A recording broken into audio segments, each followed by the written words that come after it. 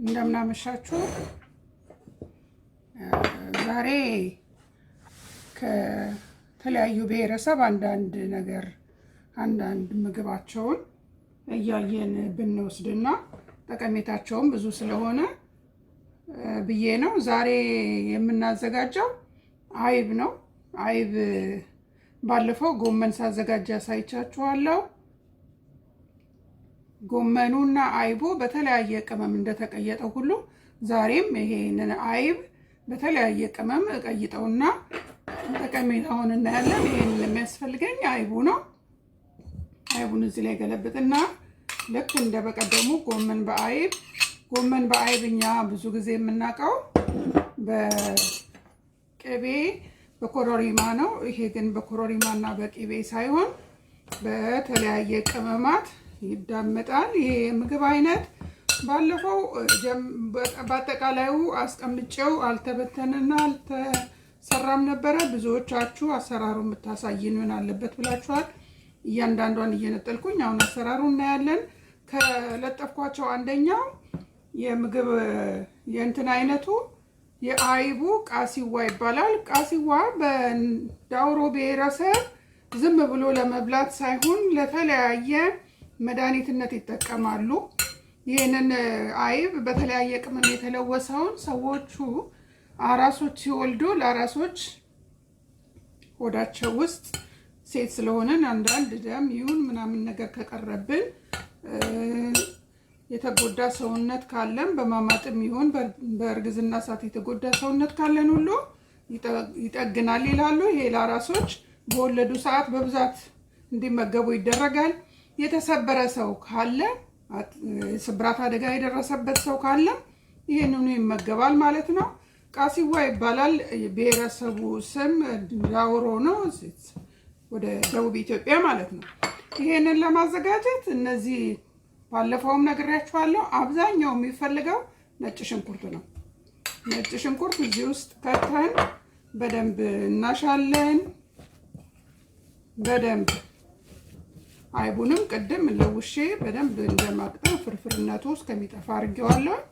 እንደዚህ በነጭ ሽንኩርቱ ከተቀየጠ በኋላ እኔ እዚህ እርጥብ ቅመም ለጊዜው ስላላገኘው ነው የበሶ ብላ የጤና አዳምና የፈለገነው የቅመም እርጥብ ቅመሞች መጨመር ይቻላል፣ ተፈጭቶ ከነጭ ሽንኩርቱ ጋር ማለት ነው። እኔ ግን ለጊዜው ዛሬ የምጨምረው እነዚህን ቅመሞች ነው። ከነዚህ ቅመሞች በርበሬ ትንሽ ለከለሩ አረግበታለሁ፣ ሳይበዛ ለከለር ትንሽ አረግበታለሁ። ነጭ አዝሙድ፣ ድንብላል፣ ከሙን እና ጥቁር አዝሙድ አለኝ። ነጭ አዝሙድ ለብቻው ፈጭቼዋለሁ፣ ለዳቦ ምን አሽተን የምንጨምረው ማለት ነው። ድንብላሉም ለብቻው ፈጭቼዋለሁ። ጥቁር አዝሙድ በጣም ያስፈልጋል። ጥቁር አዝሙዱን ጨምራለሁኝ። እዚህ ጋር እንደገና ደግሞ ከሙን አለኝ፣ የከሙኑን እንጨምራለሁ በትንሹ እንዳይባችን ልክ። ሌላው እዚህ ጋር የቀረው አብሽ ነው። አብሿንም በመጠኑ አረግበታለሁ። ይሄንን እንደዚህ ቅይጥ ካረኩ በኋላ ያው የሚፈለገው እንግዲህ እንትኑ ነው፣ ቅቤው ነው። ለከለሩ ብዬ ነው እንጂ በርበሬውን የጨመርኩት፣ አለመጨመርም ትችላላችሁ። ከዛ በኋላ እዚህ ጋር የቀለጠ ቅቤ አለኝ። በዳውሮ ብሔረሰብ ቅቤያቸው ምርጥ ስለሆነ በደንብ ነው የሚጨምረው። እኔ ደግሞ ሀገር ውስጥ ያገኘሁትን ቅቤ እዚህ ጋር ቅይጥ አድርጌዋለሁ ማለት ነው።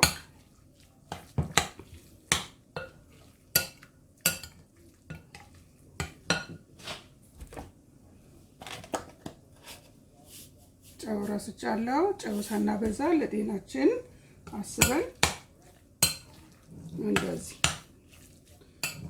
በእርግጥ እነሱ ተመግበውት ጥቅሙን ከሰማን እኛስ ለምን ይቅርብን ነው። አሁን ይኸው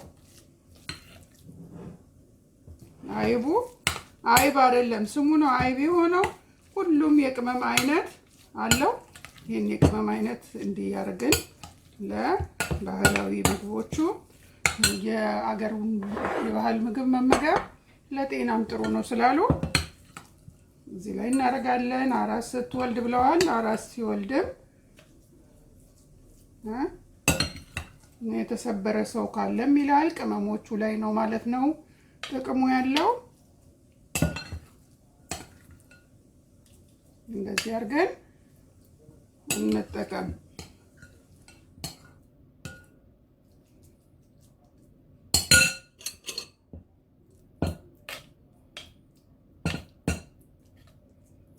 እኛ በፊት አይብ በባዶ ስንቀይጥ ኮረሪማ እና ሚጥሚጣም ኮረሪማ በብዛት እና ቅቤውን ላዩ ላይ አድርገን በሚጥሚጣ ለውሰን የምናቀርበው ማለት ነው። ይሄኛው ልክ በሚጥሚጣ የሚዘጋጀውን መስሎ ግን ውስጧ ያላትን ጠቀሜታ አስቡ። ሳይበዛ ትንሽ አደርግበታለሁ።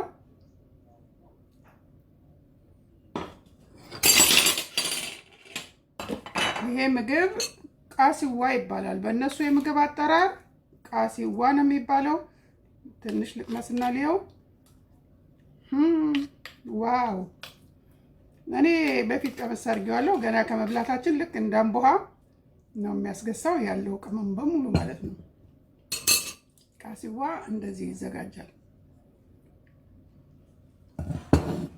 እዚሁ ጋር ሌላ ምግብ አሁንም አሰራር አሳያችኋለሁ። ያው ሁሉም ነገር እዚሁ ጋር እንዴል ጨርስ ብዬ ነው።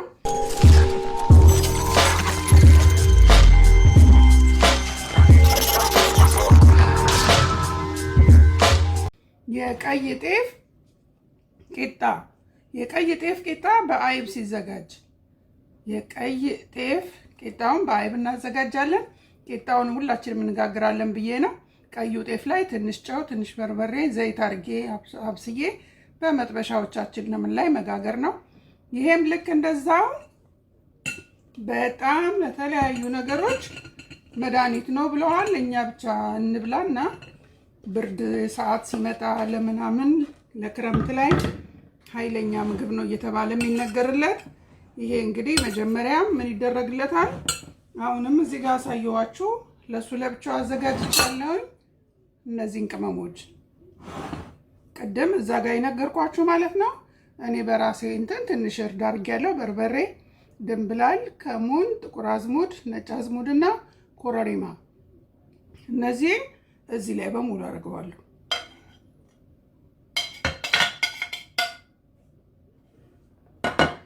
እንግዲህ ይሄንን ለማሸት ሌላ ታምር አያስፈልገውም። አሁንም ነግሬያቸዋለሁ። ቀደም ባለው ለእያንዳንዱ ምግባቸው ላይ ነጭ ሽንኩርት መስት ነው ተብሏል። ነጭ ሽንኩርት እዚህ ጋር አለኝ። ነጭ ሽንኩርትና አይብ፣ ለአይብም ለሱ ያዘጋጀሁት ነው። ነጭ ሽንኩርት እዚህ ጋር አለኝ። ከዚህኛው ነጭ ሽንኩርት ላይ ጨምርበታለሁ። ነጭ ሽንኩርት በደንብ አርጉ ነው የሚባለው። ከዛ በኋላ ይሄንን በቅቤው ማሸት። ቅቤ እንደ ፍላጎታችሁ ማድረግ ትችላላችሁ። እኔ ግን ያለኝን ያህል ትንሽ ላርግ። ይሄኛው ይቅርታ፣ እኔ አሁንም በእጄ ነው የምሰራው ማለት ነው። ይሄንን በደንብ በእጃችን ቂጣውን በደንብ አርሰን ማሸት አለብን። ሽታው ስታዩት በጣም በጣም ነው የሚጣፍጠው።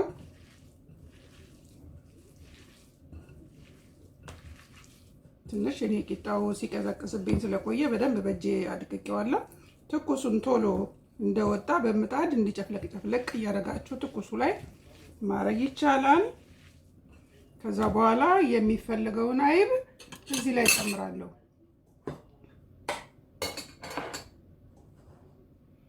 አይብ እዚህ ጋር አለኝ ብያችኋለሁ። እነዚህን አይብ በሙሉ ወደዚህ ገለብጣለሁ። ቅመሙም ምኑም ነገር ስለገባ አሁን ማዋሃድ ብቻ ነው።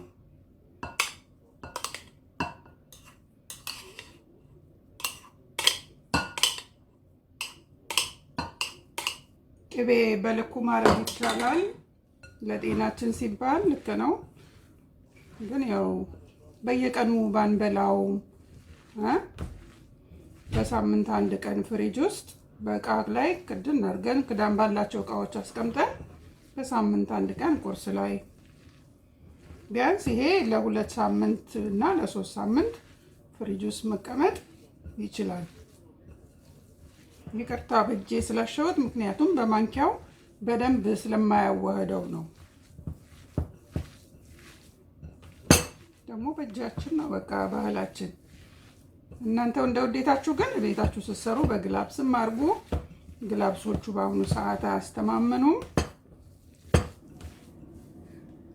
ይሄ ኡታ ይባላል። ይሄ ስሙ ያ ቃሲዋ ይባላል። ይሄኛው ኡታ ነው የሚባለው። ኡታን እዚህ ላይ ልገልብጣው።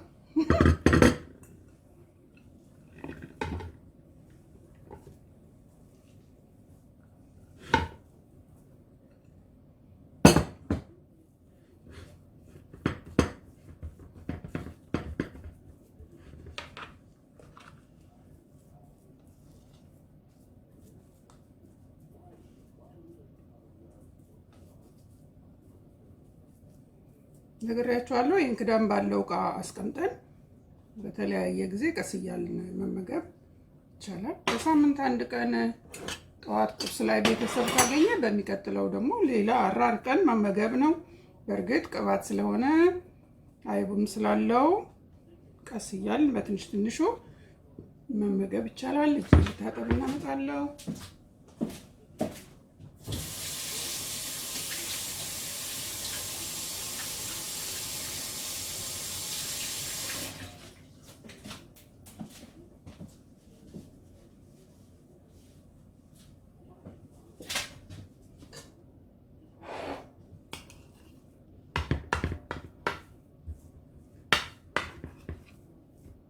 ይሄ በብርድ ጊዜ በዛ በባህሉ የሰማሁትን ነው የምነግራችሁ እና እነሱ የሰሩት ላይ ባለፈው ነግሬያችኋለሁ። የሆነ ነገር በዓላቸው ላይ ነበርኩኝና ምግባቸውን ወድጀዋለሁ።